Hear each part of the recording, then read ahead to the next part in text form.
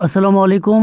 আজ 19শে জুলাই 2026 ঢাকা সিলেট 6 লেন প্রকল্পের আজকে আমরা 7 কিলোমিটার শাহবাজপুর থেকে চান্দুরা অংশ পর্যন্ত দেখাতে চাই। এখানে তিতাস নদীর উপরে দুই পাশে দুটি পিলার হবার পরে কাজটি বন্ধ রয়েছে।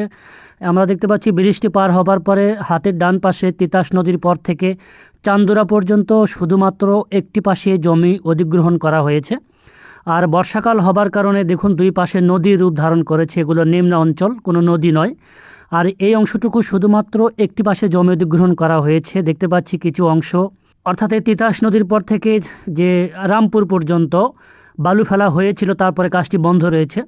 আর সামনে রয়েছে রামপুর একটি ব্রিজ নির্মাণ করা হচ্ছে, সামনে একটি বাঁক রয়েছে, রামপুর বাজার একটি এল আকৃতির বাঁকটিকে সোজা করার জন্য এই যে রোডের ওপর দিয়ে এসে এই যে সামনে দেখুন একটি সেতু নির্মাণ করা হচ্ছে খালের উপরে।